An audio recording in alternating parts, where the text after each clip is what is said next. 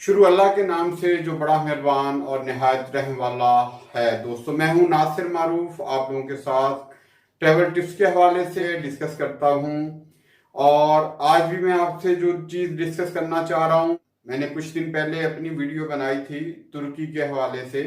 Gulf country से हम लोग किस तरह तुर्की जा सकते हैं। तो यहाँ तो बहुत आसान था और इजी लोग जा सकते हैं, कोई बड़ी बात नहीं है। लेकिन मैंने जो पाकिस्तान से लोग जाना चाहते थे उनको बताया था कि मैं उनको जो पाकिस्तान से प्रोसेस है उसके हवाले से बताऊंगा। तो आज मैं स्पेशली पाकिस्तान से दोस्तों से मुखातिब हूँ कि इस वीडियो को गौर से देखें। वीज़ा आपका आराम से लग जाएगा, परेशान नहीं होना, चीज़ों को फॉलो करें और ठीक तरीके से करें। जिगजैग लेने की जरूरत नहीं है, कोई कट लेने की जरूरत नहीं है। चीज़ों को अच्छे तरीके से फॉलो अप करें और समझने की कोशिश करें। जब चीज़ें आपको समझ आने लग जाएंगी तो आपका मसला हल हो जाएगा। क्योंकि हमारे जो एजेंट दोस्त बैठे हुए हैं वहां पे, वो सीधी बात नहीं बताएगा, वो भी ज़ाहिर है अपनी बातें घुमा फिरा के बताएगा। तो मैं आपको बता रहा हूँ कि जिन दोस्तों की ट्रेवल हिस्ट्री मौजूद है, मतलब उन्होंने पाकिस्तान में रहते हुए मुख्तलिफ कंट्रीज का विजिट किया हुआ है, उनका तो तुर्की का वीज़ा आसानी से मिल जाएगा। कोई बड़ी बात नहीं है मेरे दोस्तों, कुछ भी नहीं चाहिए। आपके पास पासपोर्ट होना चाहिए, कम से कम 6 महीने से ज्यादा उसकी एक्सपायरी हो। 2x2 इंच का पास वाइट बैकग्राउंड वाली 2 तस्वीरें होनी चाहिए। उसके अलावा आपके पास ट्रैवल इंश्योरेंस होनी चाहिए, होटल बुकिंग होनी चाहिए, टिकट बुकिंग होनी चाहिए।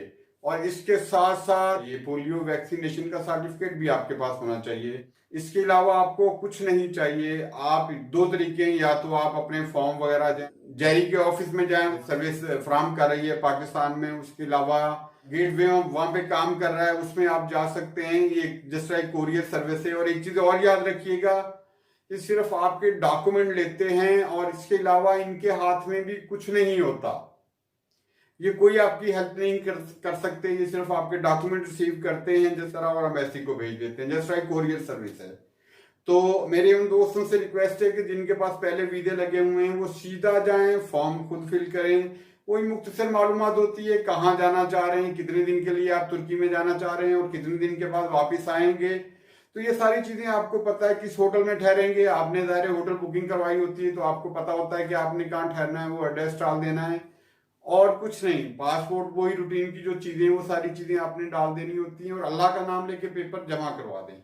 अब सेकंड ऑप्शन मैं उन लोगों के लिए बात करना चाह रहा हूं जिन्होंने अपने पासपोर्ट पे कोई ट्रैवल हिस्ट्री नहीं होती, जो कहीं भी नहीं गए होते, जिन्होंने बिल्कुल न्यू पासपोर्ट बनवाया होता है। वो दर बदर एजेंटों के पास धक्के खा रहे होते हैं कि यार किसी तरह हमारा तुर्की का वीजा लग जाए। तो उन दोस्तों से रिक्वेस्ट है कि यार या तो आप 2-3 मुल्कों का विजिट करें। दुबई का करें, मस्कत का करें, मलेशिया का करें, थाईलैंड का करें, जहां आपका आसानी से वीजा लग सकता है। आपका काम बनता है आप पहले वहां जाएं। जब आपके पासपोर्ट की थोड़ी वैल्यू बन जाएगी तो फिर आपका तुर्की का वीजा आराम से लग जाएगा। और अब थर्ड ऑप्शन मैं दे रहा हूं वो लोग जिनका पासपोर्ट बिल्कुल कोरा है और उनको ये भी खतरा है कि उनका वीजा रिजेक्ट हो जाएगा। तो दोस्तों, घबराना नहीं है।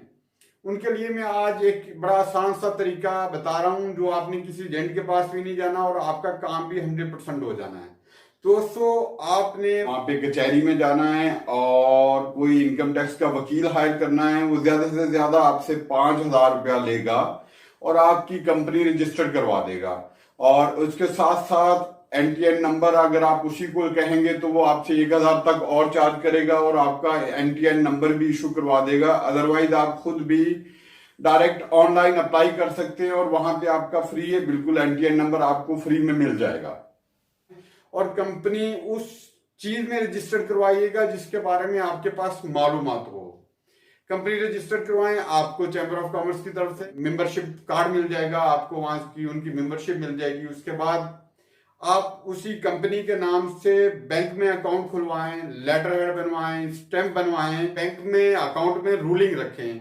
मतलब मिनिमम आपके पास 2-3 लाख 4 लाख उसमें होना चाहिए। उसको आप 3 महीने तक रोलिंग करें, कभी 1 लाख निकाल लिया, कभी 2 लाख निकाल लिया, जमा करवा लिया।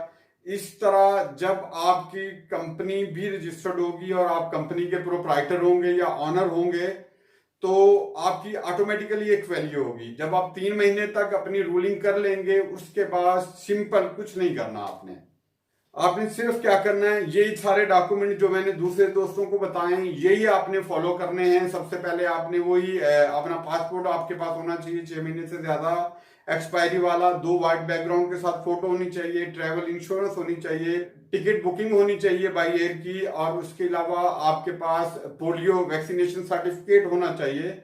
ये सारे डॉक्यूमेंट लें, अपने लेटर हेड के ऊपर लिखें कि आप 1 वीक के लिए, दोस्तों एक चीज याद रखिएगा कि आप 1 वीक का अप्लाई करेंगे, और 1 वीक के लिए भी आप अपने लेटर हेड पे लिखेंगे कि मैं ऑलरेडी, मेरा पाकिस्तान में बिजनेस है, सारी चीजें हैं, मैं 1 वीक के लिए जाना चाह रहा हूँ।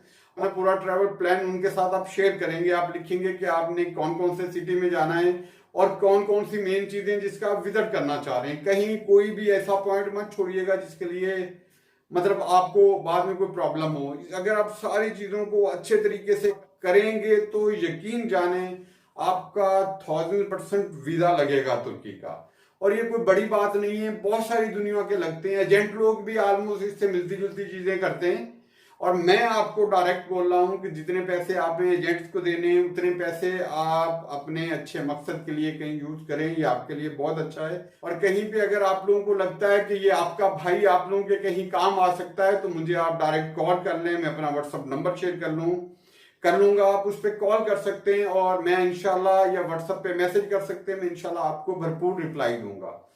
और उसके अलावा मेरे दोस्तों, तुर्की आप जरूर जाइएगा। तुर्की हिस्टोरिकल प्लेस है, बहुत सारी तारीखी जगह हैं उस पे, और यूरोप और एशिया का वहां पे मिलाप हो रहा है। इसका सिटी इस्तांबुल है, वो बिल्कुल यूरोप और एशिया के संगम पर वाक़या है, और ऑलमोस्ट वहां आप जाएंगे तो आपको बिल्कुल यूरोप जैसा ही सूरत हाल मिलेगी। वही कल्चर उन्होंने अडॉप्ट किया हुआ है और ऑलमोस्ट मिलता जुलता है। और वहां पे आप जाएंगे तो आपको बहुत सारी चीजें ऐसी जो आज तक पता नहीं है वो आपको पता चलेंगी। सबसे बड़ी बात है, वहां पे ग्रैंड बाजार है जो दुनिया का सबसे बड़ा बाजार है। और उसके अलावा अगर आप वहां जाएं तो फिर बिलू मॉस्क नहीं देखी, बिलू मस्जिद नहीं देखी तो आपने कुछ नहीं देखा।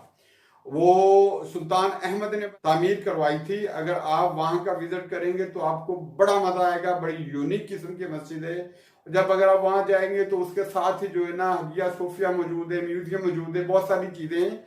लेकिन मैं इसके लिए अलग से वीडियो बनाऊंगा। इसके लिए अगर मैं इसी वीडियो में सारी चीजें बताऊंगा तो ये बहुत लंबी हो जाएगी। अगर किसी दोस्त को समझ में नहीं आए तो मुझसे व्हाट्सएप पर रब्ता कर सकता है। इस दुआ के साथ कि जहां भी रहें खुश रहें। अल्लाह हाफिज।